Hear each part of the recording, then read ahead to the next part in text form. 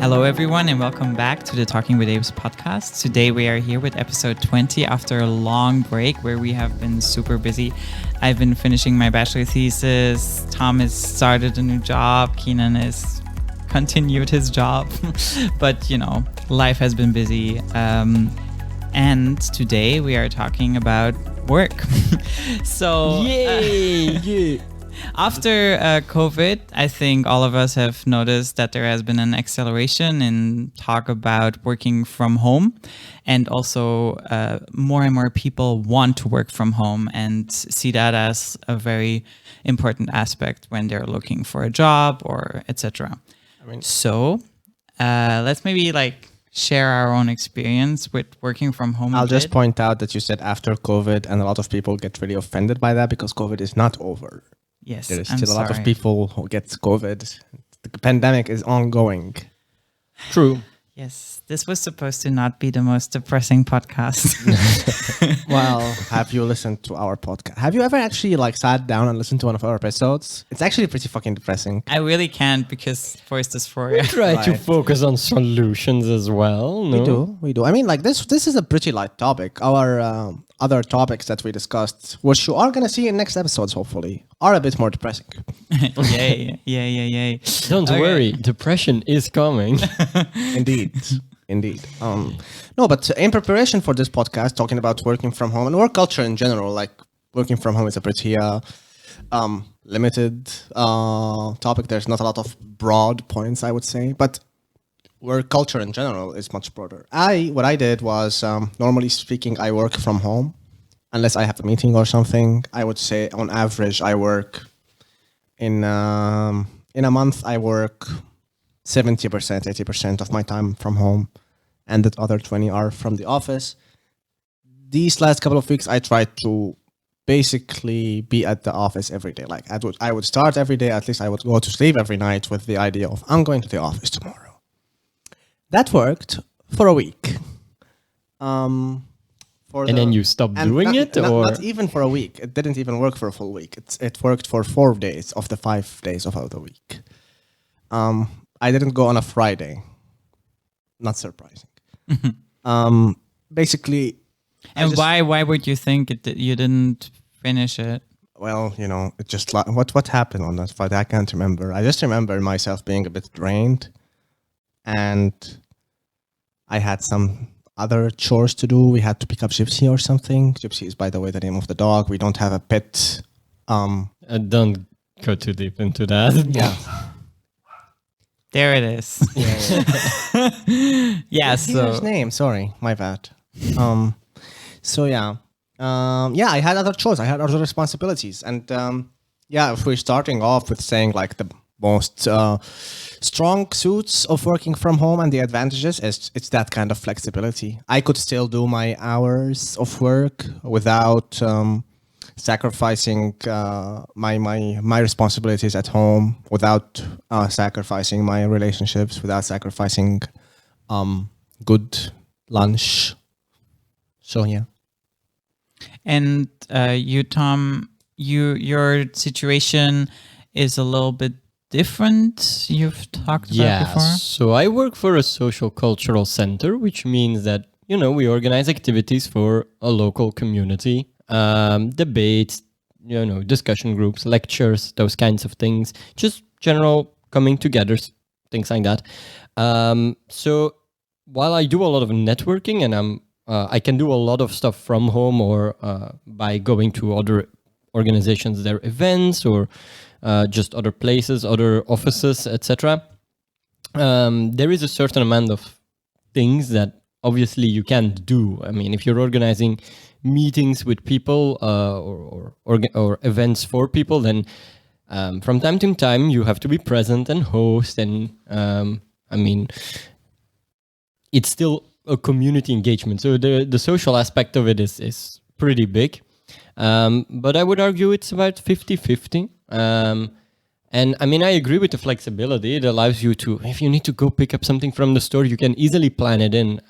Though I would maybe, while affirming everything you said, Kenan, I would also note the other side of the coin is that it very strongly blurs the lines between private and work life, and I think it's something you have to be up for, and as an individual, like if that's okay with you, that less clear distinction maybe, then that's okay. But it also requires some planning and some mental like drawing of lines yourself, because you're never a phone call or an email or a click or opening a device away. Working in IT, this kind of disappearance offline has been a problem before working from home.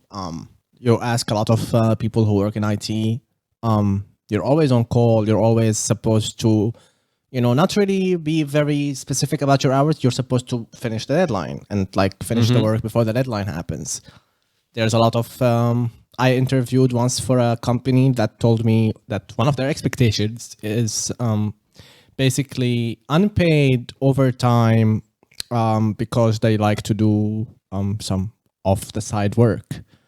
And you should be up for that because it's a motivating thing to do. And I'm just like, from personal experience, that kind of line, at least in IT,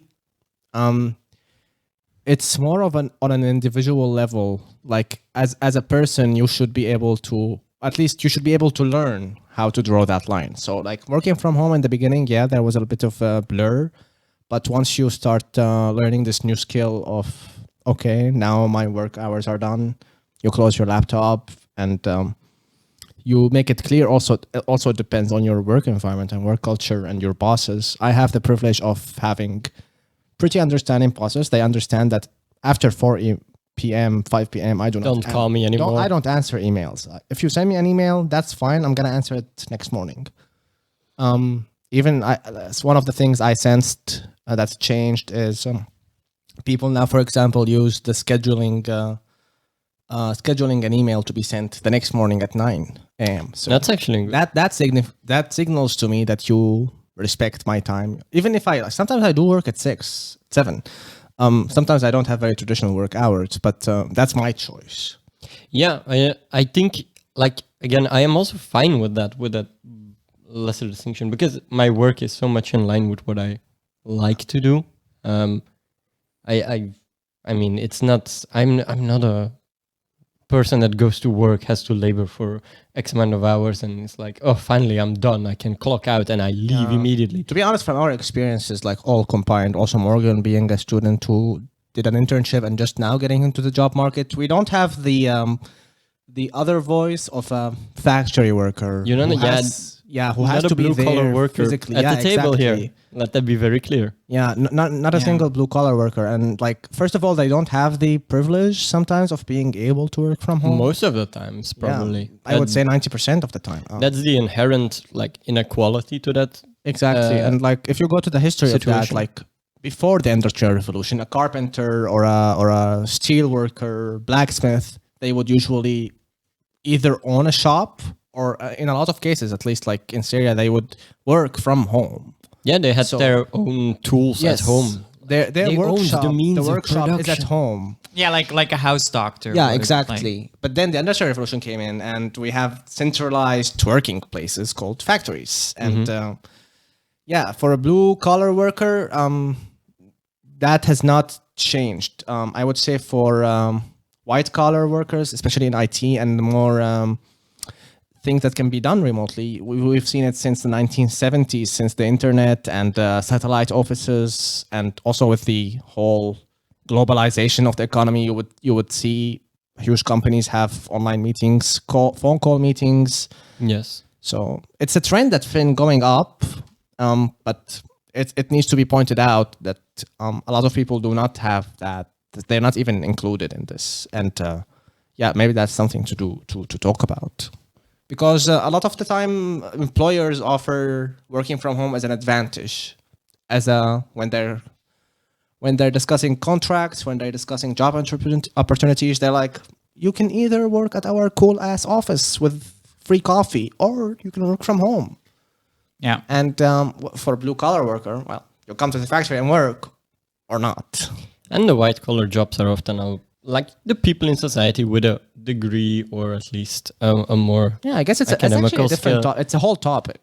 The privilege of white collar versus blue collar, and often already influential sectors of the economy, like from the preparation here, like finance, insurance, management, business services, IT. My sector not that influential, but also, the better parts of society, I think. In social cultural work, you often find more like middle class people, I will say. And I don't understand that part. I'm sorry. Where do you find? in my sector, also not the most influential sector, but you find like parts of the population, like you find middle class people working a lot in my sector, and Would so you call it's your already sector blue collar or white? oh, it's white collar, definitely. In Belgium we still make the distinction between workers, like people that do blue collar work and white collar work, and mine is definitely like it falls in the category of like bediende, as they say in Dutch. The literal translation of bediende? Servants. Service, yeah, the service industry. Yeah, service industry. Yeah. Coming from the point of view of someone who is going into the creative sector, I think there's also some things that you can't do from home as well as you could from the office because you don't have the materials at home, or it would be requiring too much space, too much cleanup. So that's also an aspect that maybe is extreme within the creative sector, because you can't have a photo studio at home, or most people can't. But it's present in every sector. The costs of having your own office at home can be quite significant. Maybe you need to get an apartment with a separate office. That's an extra room, can significantly increase the rent. Maybe you need to get a faster Wi-Fi, which can The cost ergonomic chair, if you're sitting at the Exactly. desk for a long It does time. need to be noted though, like in a lot of countries, in Belgium too, you get basically like a tax cut on all of these things. You might get a tijdswerkvergoeding, which is a bonus from your employer for office supplies and stuff. In a lot of cases, you can. I bought a screen that I could basically let my employer pay for. So in your chair too. and my chair too. So Yeah, and I think they're minor questions, honestly. Yeah, they are. They They might are. seem.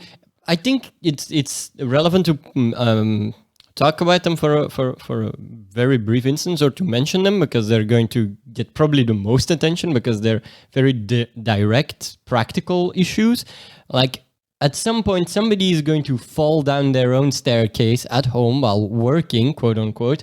And then the question is going to arise, well, is the insurance of the company, does it extend to the home office? I'm pretty sure it does. I don't think this is even a question. It's going to be a practical. It might be a practical thing, but I don't think it will be. It will be any significant. I mean, there is like contracts, like Keenan's contract, for example. If something happens related to work issues, I'm pretty sure. But to be fair, I mean, it's because it's not working hours, right? So what does constitute? No, but if it is it working hours, But it is. But the contract is not about working hours. The contract of the insurance usually is: are you doing something related to work? Like if I'm going to meet up in Mechelen and like the meetup is at 7, yeah, then that's work related. yeah. If I'm in an accident. And then you're insured. Yes, but what about if I'm home? But like, let's just zoom out a bit, because like Tom said, this is all honestly pretty detailed. and they'll find solutions for it. Like, and both insurance companies. I and think the big companies. picture is more interesting. So Yes. big picture wise, I just mentioned the thingy of like the factory worker or the blue collar worker, or whatever you want to call it, does not have that privilege. But do we even agree that the ability to work from home is a privilege? Like, because a lot of people are still out on that. I mean, I think the ability to work from home can be a privilege. Like, is it a if you find it that way. Like, it can, for example, let's say you are in a wheelchair, right? Right. Then working from home is a significant advantage over Definitely. working from the office, because you don't have to deal with the commute. But it can also be a disadvantage. Let's say you're in a team where everyone works from home, but you, because you have some others, like let's say you're a tester and all the developers work from the office every day, and you come in once every month to share what you tested in the software, right? Like then you're not part of the team. You're not going to be as respected. You're not going to have That is just a very weird generalization, because it's not really how it works usually. Of course, no, I'm making an example of like, let's imagine that there is a very good team at the office and you're not part of that because you work from home, then it can be a disadvantage. Sure, but like that's a very specific case. What I'm saying is having the option of working from home, we can all agree that's a nice thing. Oh yeah, definitely. Like Having the option, definitely, but because I think it, and every progressive person that listens to this podcast might get angry at me now. It is if done well, if the transition is made in a good way, it is a step towards more freedom away from, the centralized workspace. Or the workspace in general, from like having to go to a job, clock in at a certain hour, slave away there, and then clock out. There you go. And like, let's be real, like commute does not usually count within your working hours. And it's for most people the worst thing of the day. Like, basically. And it can also bring along big costs because, like, let's say you go to the office every day, the chance of you hitting someone else with your car, the chance of you having something happen in that time, the chance of you forgetting to bring food and having to buy food, like there's so many and a lot of the offices like experienced significant cost reductions when COVID was happening, where they did not have to pay for lighting, their bills went down, they didn't have to, like, even from an office point of view, you don't, like, if you could work without the office, that's a big ass building that's you're paying rent for.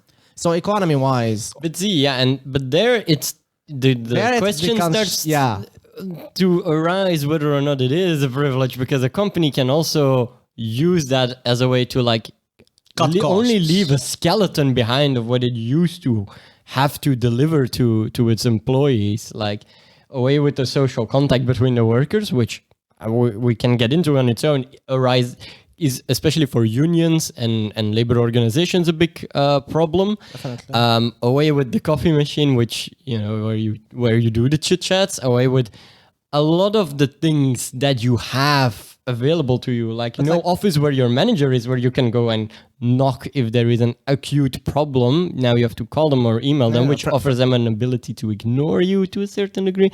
So I mean, it depends on how it's implemented, as with so many innovations. Like, I think it's fair to say that it's on its face, it's a nice thing, but definitely corporations and usually, like, unfortunately, employers would be able to take advantage of it. There could be possibilities of turning it against you, but I think it's important that there is what you said in place, like a sort of financial benefit given to the worker that works from home, because they don't use their office facilities. So they have to be compensated in some sort of way because they now have to provide them themselves. And like, I think the Belgian government basically like mandated that. Yeah, but it's one of the few like things. Yes, definitely. But I am interested to talk about like the like, I don't know if you've had the same experience, but from my experience, working from home gave me also a lot more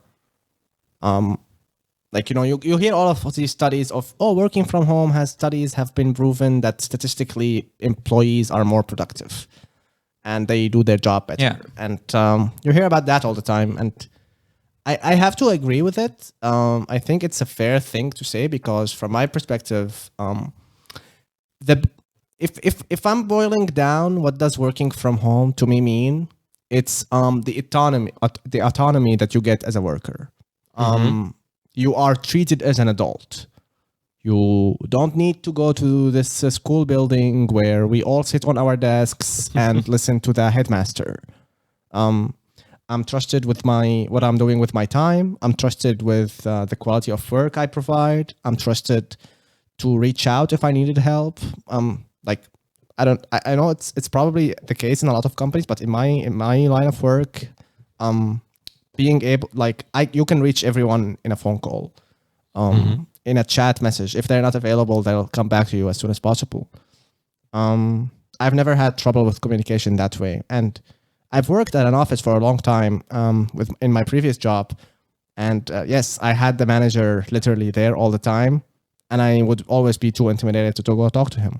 So it's not really like, yes, I understand the point of accessibility, but from my perspective, it was the what made me a better, a happier worker was basically the autonomy I got working from home. No, a lot of offices, even before the pandemic, have. I believe that was a UK survey I stumbled upon. Mentioned that a lot of employees, especially in traditional like offices, like think with the cubicles and everything, they report that some workers just sit there and to be present, to be noticed by their managers that they're at work and they don't do anything productive. So in a certain sense, yes, that is also supported by research. I also feel the same way. I think, if I can decide like, oh, I have a meeting at that point in time with this other organization that I have to discuss an activity with that we're going to be organizing together, and I can set the date of the meeting, and I can then do I can plan my other work before or after the meeting. I have the flexibility to choose like what would be more sensible. In your situation, even without working from home, you usually are pretty autonomous in what you do. Yes, there's a lot of trust in your line of work.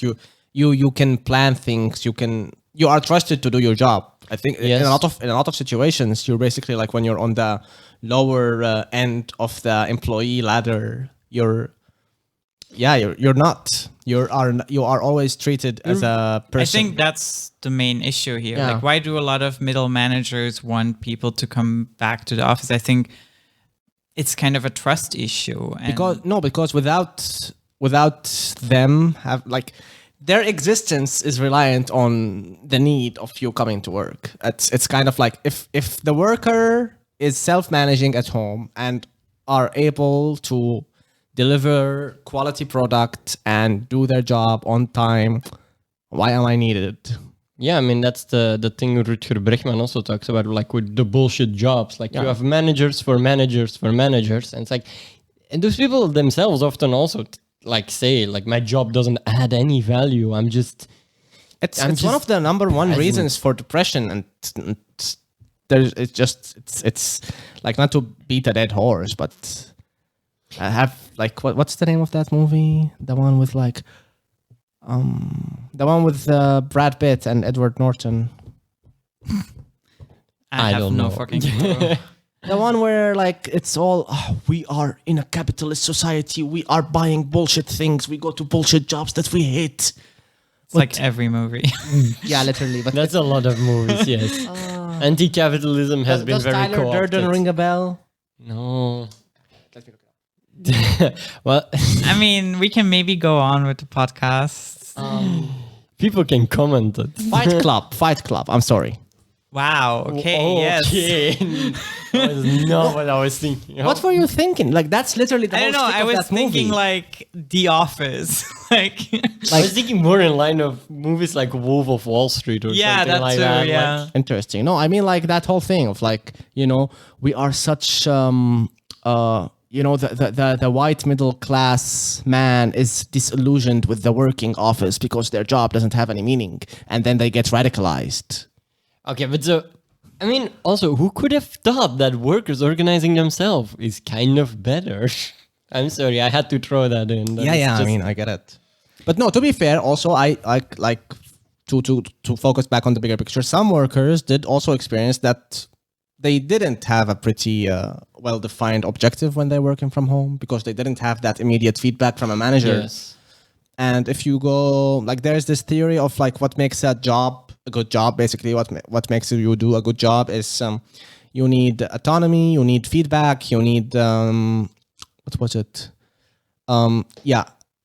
Task identity. So you need to know what you're doing, what exactly is needed of you, and a skill variety.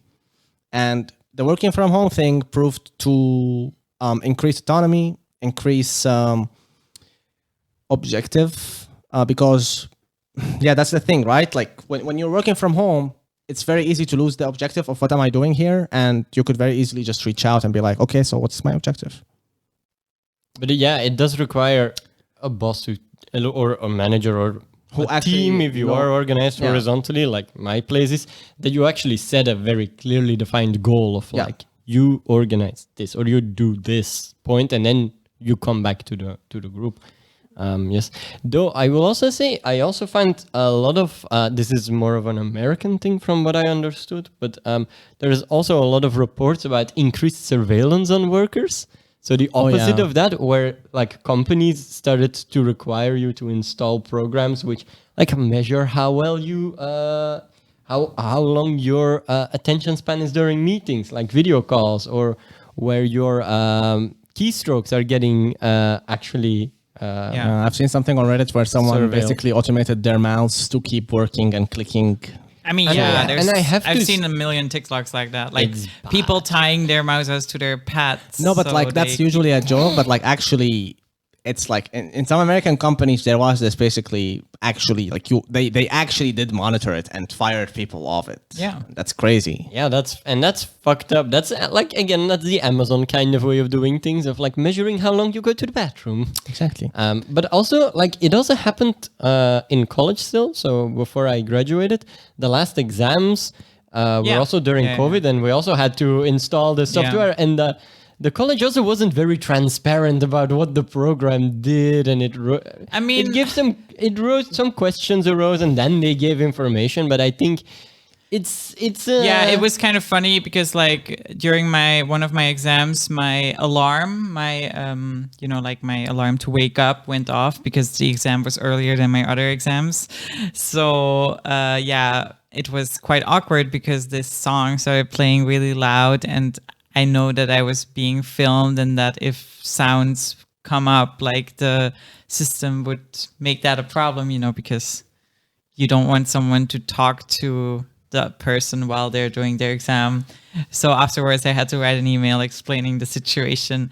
And also like, because you weren't allowed to leave the screen with your eyes. Mm-hmm. So I couldn't go and turn it off.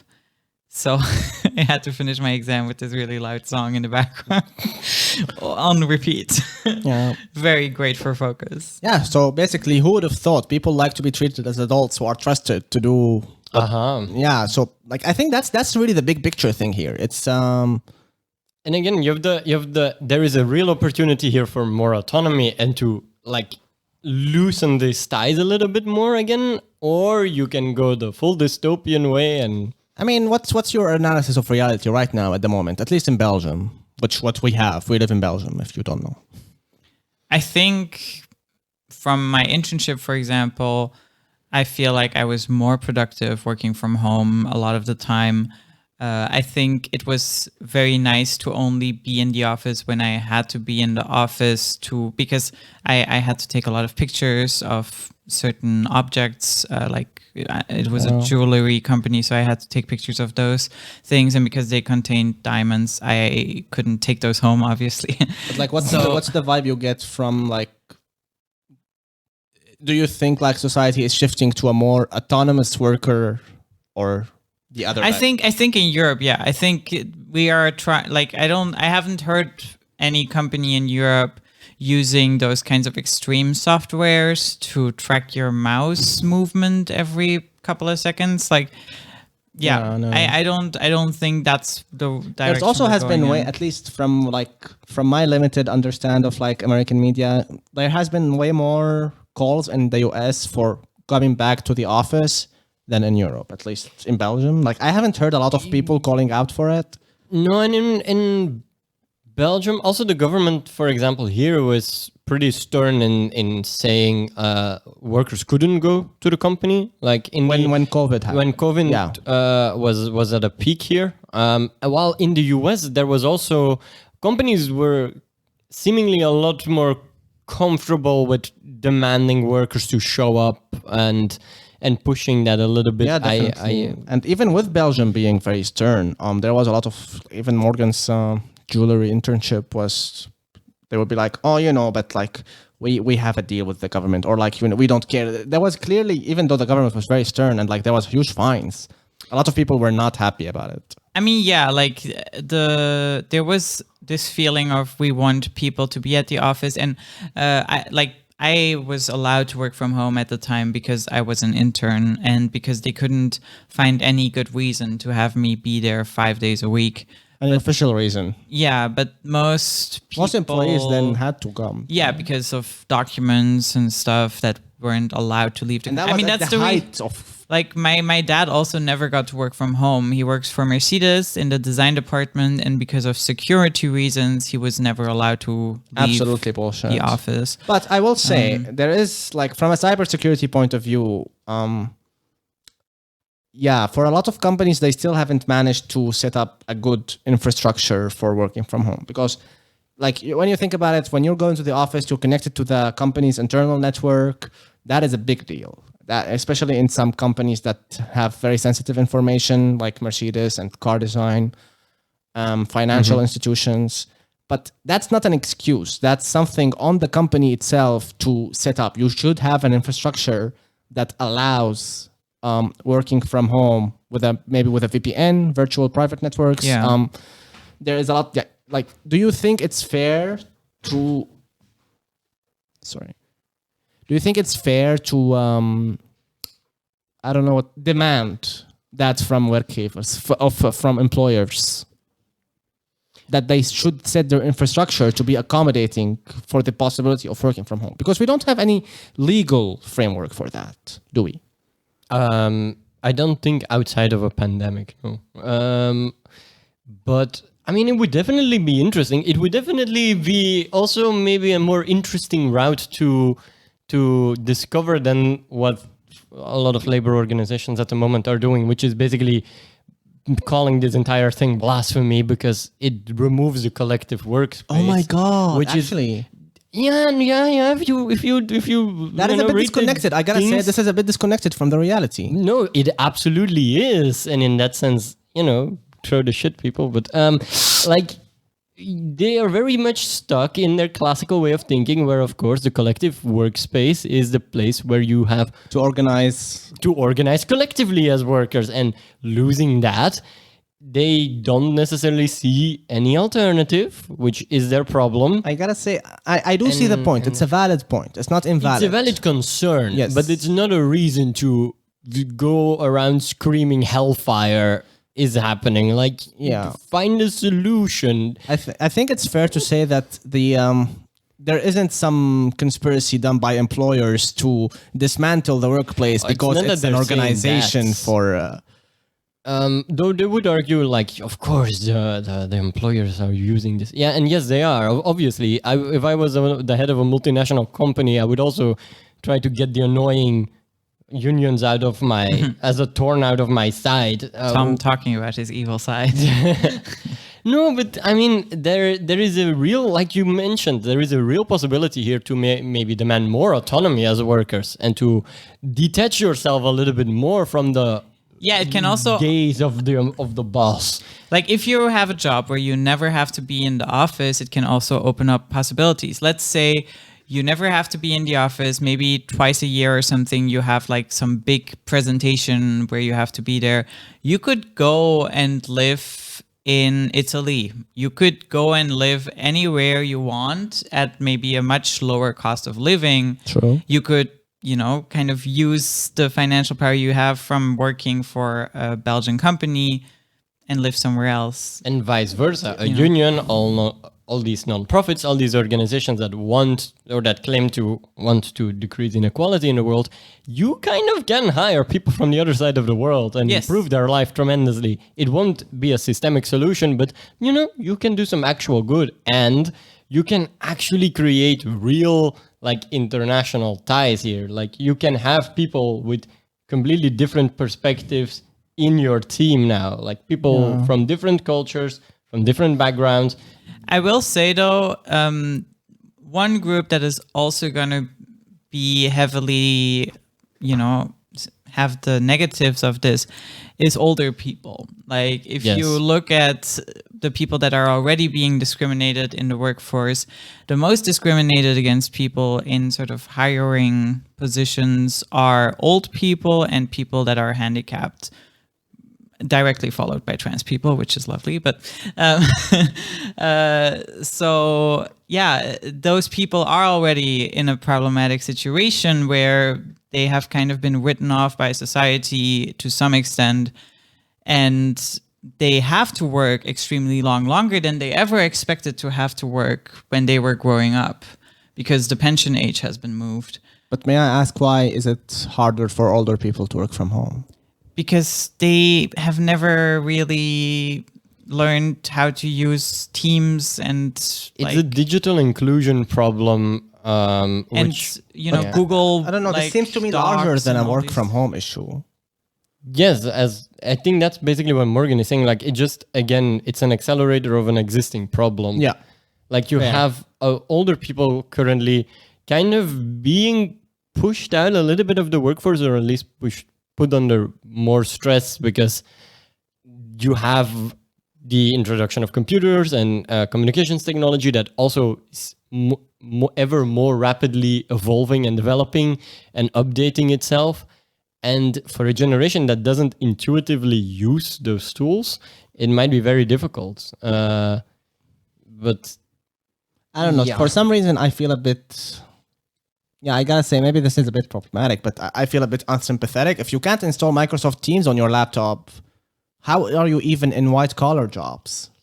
But again, some of those people started their white-collar job when there was not a thing as a PC yet. Like, they still used...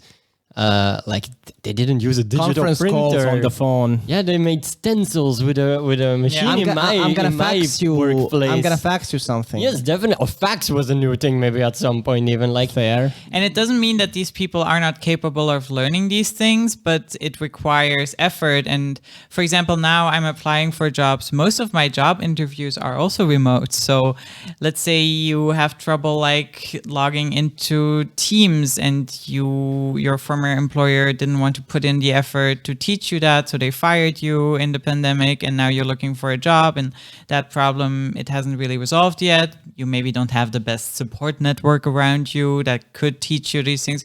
You can really be left behind. Yeah, left behind. And there is so many old people in poverty right now. And like I said, because the pension age has been pushed, and because inflation and pensions have not been matched, especially right now because of the cost of living crisis, some people are in real trouble. But what do you think is the solution to that? Because just to be clear, I'm not advocating for a fully remote workplace. I think companies, and even smaller companies, make enough money to offer a hybrid of the two. They should offer, if you want to go to the office, you can go to the office. You should be able to do your job from the office 100%. But they should also offer you the autonomy of working from home if you want to. Yeah. They make enough money to afford both. But I think, one, it would be ideal if people's, livelihood, their ability to buy food and have a home, did not depend on that. Yes. First and foremost. Full disclaimer that has to be mentioned. Yeah. But second of all, I mean, there might be something to be said about slowing down, and maybe, that letting a generation just also, if they have a job they enjoy doing, if they have some activities that actually keep them happy, to just let them be present. And if they do their job well in a non-digital way, just let that ball slowly roll. I agree with you. I mean, to be honest, also, just to be clear, because age of retirement is extremely high right now. We have enough resources to lower it. I don't understand why it's risen so much. And also, I don't know, if you're 70, maybe you just want to rest. Maybe you deserve a universal basic income even when you're 50, 40, 30. Maybe, like I said, it's... Yeah, and for example, in the northern part of Belgium, the Flemish government, the local government, is very much pushing this digital inclusion thing, partially with elderly people, so that old people have to be able to log into their digital ID system, etc., etc. And when they come in, for example, I remember one person doing a study or their bachelor thesis about or research, and they came to talk to an older audience in our social cultural center. These people don't have any desire to be included in that. They kind of just want to live the rest of their life happily. And then, they're totally fine with changes being implemented, etc. They just want, for as long as they're here on this planet, to also have the option of maybe talking to a person or doing something on paper. And when they're gone, everything can transition. But they you're trying to pull somebody on board that maybe doesn't want to be on board. And you also, I feel like, have to maybe respect people. If you really want to be inclusive, that means sometimes respecting somebody and just waiting this out. I mean, even people our parents' age, they grew up in a time when computers were just kind of starting to come around. And my parents were both in situations where my parents were people who basically worked a lot with computers in the beginning of it. My dad went straight into 3D design, straight out of college. He worked with some of the first more commercial computers. He tried to keep updated with that as much as possible. He had to, because he has been managing teams that did 3D modeling until now. And with some things, he's fully there. With some 3D modeling things, he's still very much there. He's maybe not the most flashy designer anymore, but he knows what it is and what it can do, and he can do most things.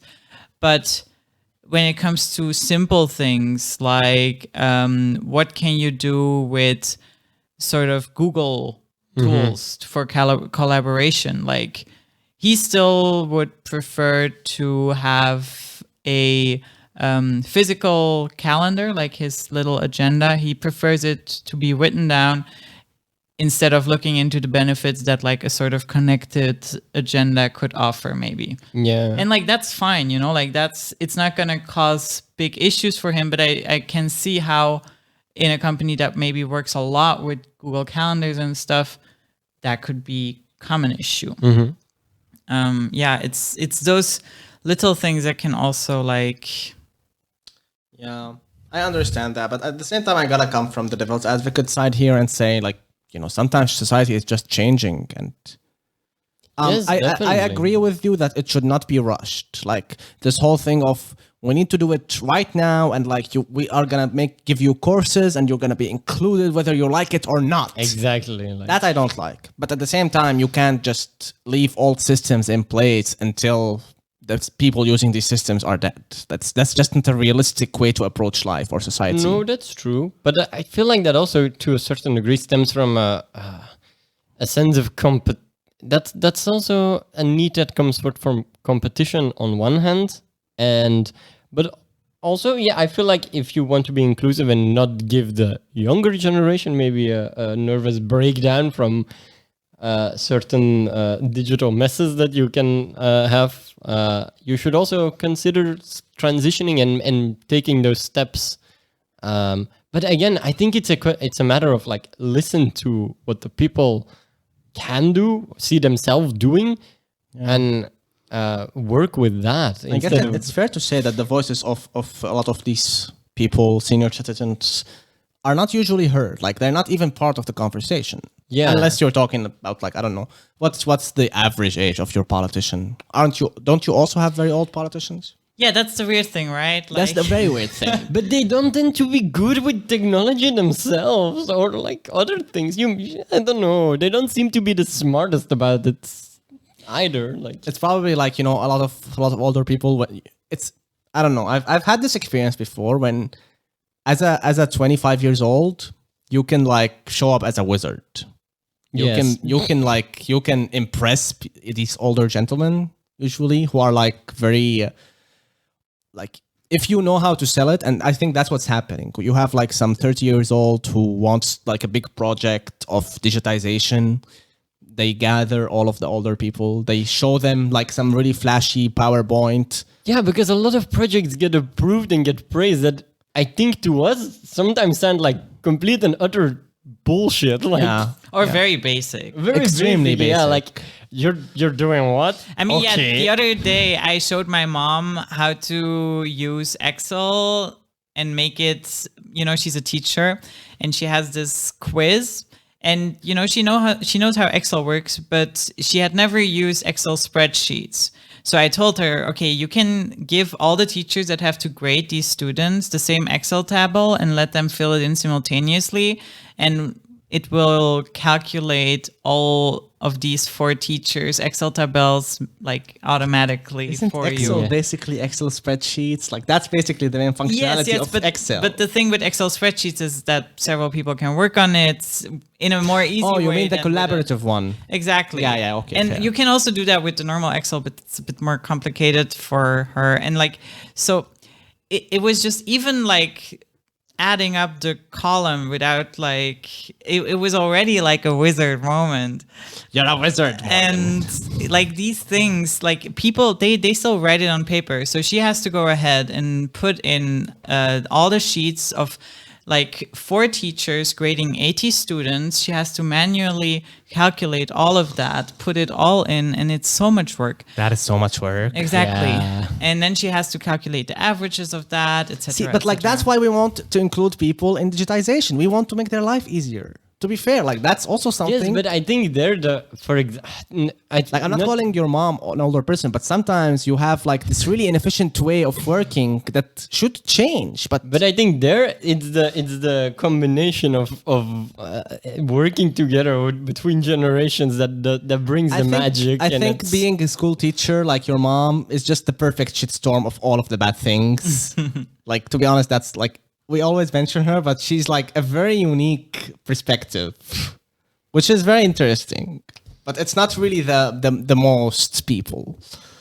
no, but I mean, I do think that there is something to be said for a lot of people don't realize the benefits it can bring you, but also companies are not willing to invest in sort of younger mentors to help them with that. Because I do think sometimes it's easier to just hire a young person to help older people optimize their job. But I'm hiring someone new. Why don't I just fire the old worker and hire a new worker? Yeah, but that's... This way I'll make more money. Yeah, but that way you get rid of all the experience that old person has, and you put an old person in the job market who will have maybe a really hard time finding a new job because they have worked for your company for 30 fucking years. Morgan, it almost sounds as if you're saying that capitalism isn't the most efficient system.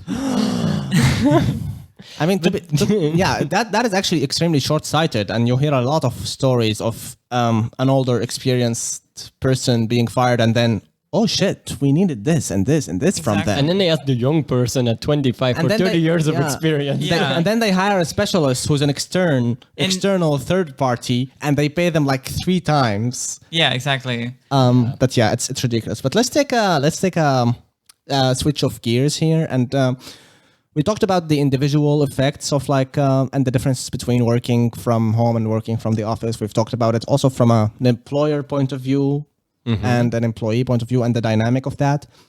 One of the interesting things that I think is worth talking about is the environmental effects. COVID, like with a lot of people working from home, we've had way less cars in the streets. Not anymore. We've had basically, I've read somewhere, I stumbled on like 3% decrease in like household emissions for a year, and then it increased right back when people started going back to the office. And just the idea of the auto city, right? Like the city designed for motor vehicles, And commutes, and commutes, private commute. Yes. So your private car. I think that's an extremely interesting thing to talk about. It's if we're all working from home, maybe we could finally fundamentally change the way we design our cities.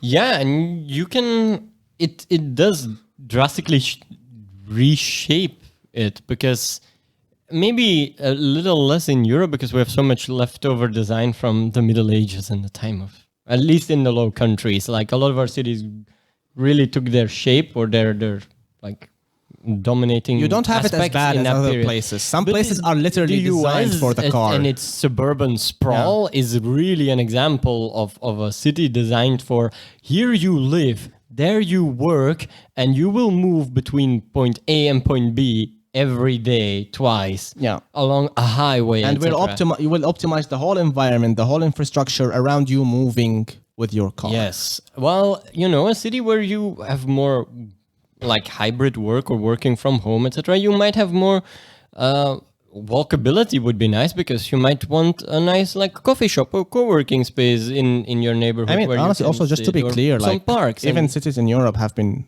shifting towards a more like the Ring of Yeah, Antwerp. more of that. And I think maybe obviously it's not the only point of fighting against that, the working from home thing, but it's one of the points, and it could be a nice segue into us, because I cannot stress enough how much I hate a city being designed around the car. It triggers me. Yeah, And I know it's this not is a nice. bad keyword, but it does trigger me. It's like, why are we designing our cities around the car? And I drive a car every day. I'm not gonna like be a hypocrite here and lie to you about it, but I would rather not. I would rather have a better public transport system. Yeah, it would be better on people's mental health and physical health also, like in terms of like dust and other pollutants that hang around in the air. Especially Antwerp, we are one of the worst cities in Europe. And the breathability of air. Yes. You have something. Come and live here and get every lung disease you can. Yeah. The decrease of noise, the decrease of traffic. This was not the depressing episode. Just the decrease of traffic alone is like a lot of people like traffic. And the stress also. Yeah, yes. it's very stressful. It's very time wasting. But I do wonder, because if you decrease that aspect, but you increase the digital aspect, and we do know that the internet and its many servers also have a costs that, like, it brings a cost with them. Like, for example, the Netherlands are known for their giant servers spaces, which do, I mean, they don't take up that much necessarily in terms of space, but the cooling of it, the energy it requires, that's pretty intense. So, I wouldn't share your concern though. Like, let's say you take it to the extreme and you switch fully to a more working from home environment. The infrastructure for an internet that can handle that is already there. okay. Like, I mean, you might need to increase it a bit, but if you put it next to a decrease in the usage of cars, like a genuine decrease in our culture around the private motor vehicle. Yeah. If you ditch the commutes and the private, especially the private ones. It's not. I mean, also if you consider that people are currently working towards a network that can handle self-driving cars. Yeah. That's something that network providers are working on currently. And that is an insane amount of data, because those cars have so many sensors and they have to transfer them very fast, so other cars and stuff can eventually pick up on it, and it becomes a whole network that is automated. You know, like, and that we don't have yet. Like, our network currently could not handle a full fleet of, like, I'm gonna also, say yeah, and- Teslas, but you know, like cars that can do what Teslas do. And also, do you want that? Because I would, again, like, if you can make a network that has to deal with less cars and less data input, then obviously you would want that, right? Like, yeah, you would- I'm personally a big advocate for having cars only, or like mostly, in a sort of renting sense, where you can sharing system. Yeah, where you can use them as a taxi, but it's much cheaper. And Or, certain professionals, like I can get if certain, like, construction workers, etc. need yeah, but that's not really a certain- car, right? That's like No, that's like a little van thing. I'm not talking about that. I'm talking about, but also for those people, I think it would be less stressful to have to drive it before they go to work and Yes. then have to work all day and then drive back. Like, I just know that I would rather not have our transportation system be in the hands of a private company providing us with self-driving cars and a managed network by them. But if it's a public company, like the trains, for example. I mean, it's not like the trains company in Belgium doesn't have its problems. yeah, because there is it's being pushed towards privatization, but There it you pushes go. back, and Like, then it's it was split in three and merged into two, and Like, you have a trend of moving all of these things into privatization. Your internet companies in Belgium are private. Your Yes. intercommunications are private companies. It's, I don't But know. those are, in my opinion, just stupid moves in general. Yeah, they are. I just don't think that everyone is going to be able to afford a self-driving car. And if we shift heavily towards that and heavily towards electric cars also, But we shouldn't do that. I mean, we're shifting heavily towards electric cars. No, I'm just saying, like, if we're discussing like the future, I think what you should rather invest in, at least like what I would be advocating for, is maybe a public just public transport. Like make public transport better, whether it's self-driving or not. I don't care. I do want to pick up on that because one of the in the preparation I did, one of the comments that was being made is like, as you split a work force between those people that don't have a choice but to commute still because their machines, the tools they need, or their ateliers, etc., are in a certain space, and people that can work from home. What's to say that those people working from home still going to give a shit about public transportation and those kinds of things? Isn't there, because they don't need it necessarily? I will say most people who have the possibility to work from home also have the possibility to get a company car and often don't care already. Or like That's a fair care. point. But like at the same time, like also people need to move around other than moving to their work and home. Yeah, but if they don't need to do it day to day, do they? I think it's a valid question. I don't think it's a thing that can be overcome. It's very interesting. It already exists, a sort of And we apathy. definitely I don't want agree, any more in struggles between white collar workers and blue collar workers. You don't need any more inequality there. It's a huge issue, I think, and it's you don't want to accelerate that into something because obviously that's not a real thing. Yeah, I In mean, the end, it's between the how would you say it? It's between the higher classes and the middle classes. but you mean the bourgeoisie? Yeah, I didn't want to sound so socialist. But you know what I mean. No, maybe considering the time here as well. The one last point, or big point at least, I remember from the preparation we did was as people have more freedom to also not have to go to a collective workspace, it might be, or we know statistically that at least in the US, there's a huge difference between people of color and white people in terms of who wants to go to the office. Because certain people don't want to deal with casual racism all the time. But if then they stay away, we really risk we have the risk of getting also for trans people.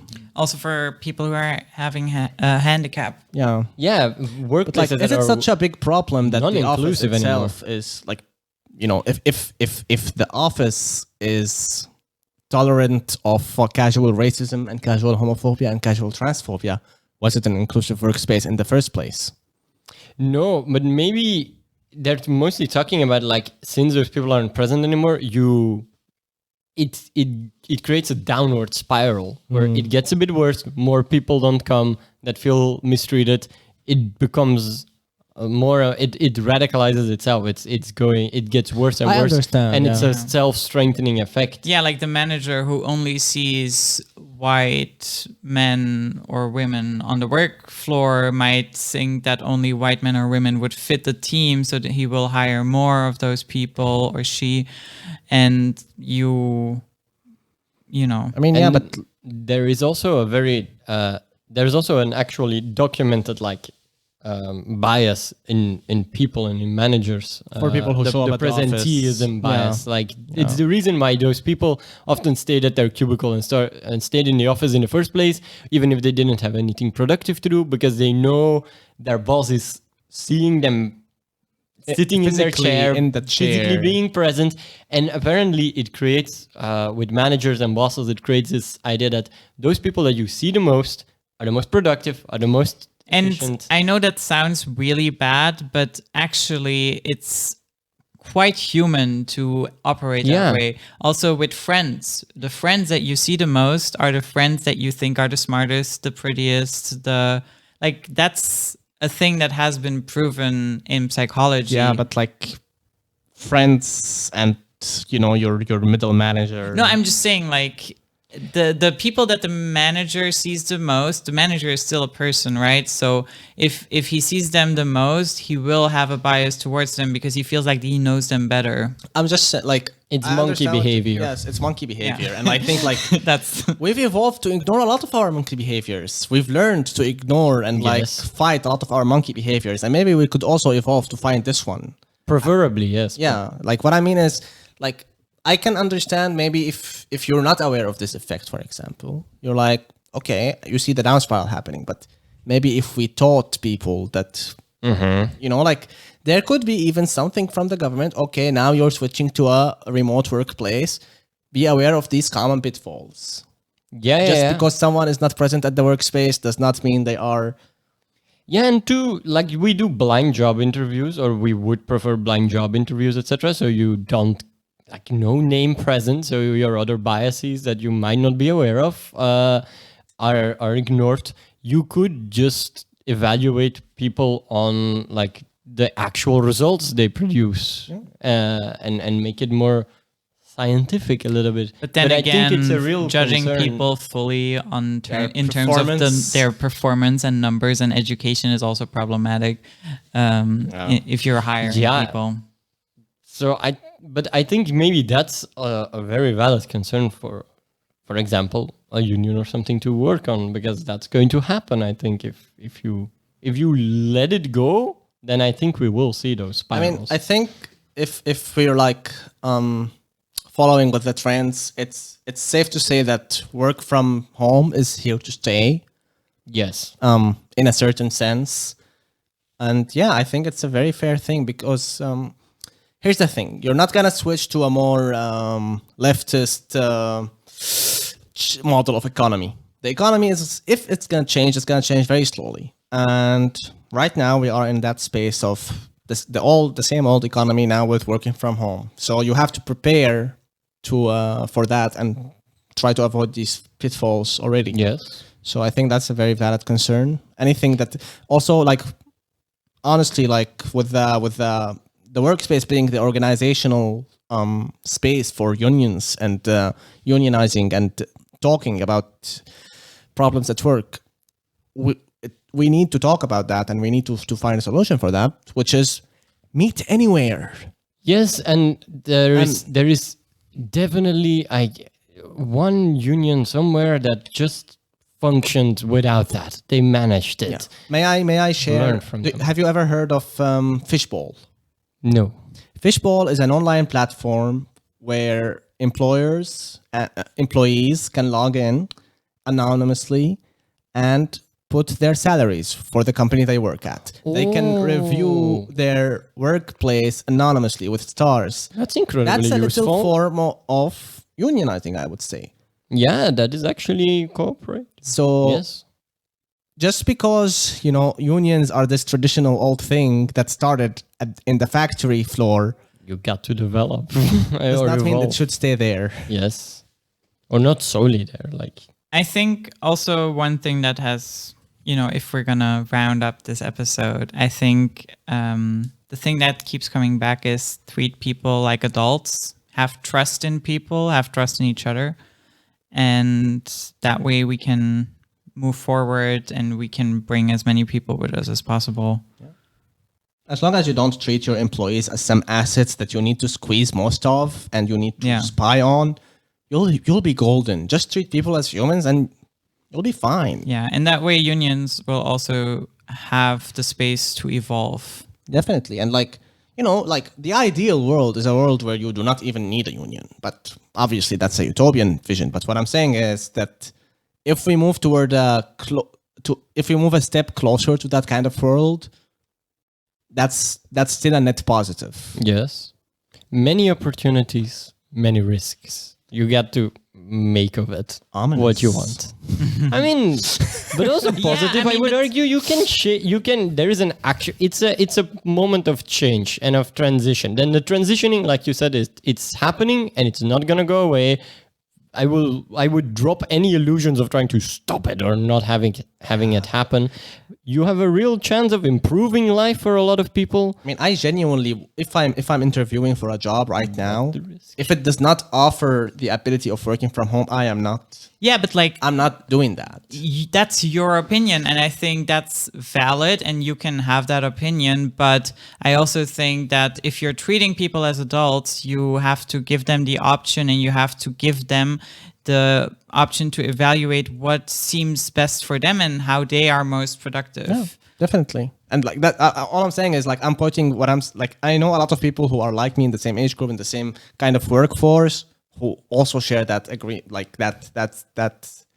and that just proves Tom's saying it's here to stay. It's not going anywhere. I mean, of course, it's here to stay. Like, honestly, a lot of people are still under the illusion that it's.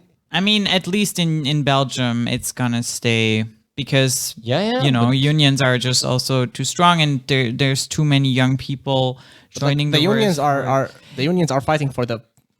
They're worried about it, but if you, for example, read in the service like industry, Jacobin, you're not. Like, you're talking about the blue collar workers, right? Also, to a large extent, but same unions. The same, yeah. They unite. Like, I would assume that the unions in the service industry would fight more for work from home. PVDA, what's ABVV, like my union, right? The union I am registered with does not make the distinction between a blue collar worker and a white collar worker. No, but don't they have union representatives depending on the job? Yes, depending on the company. The company and then the sector as well. Yeah.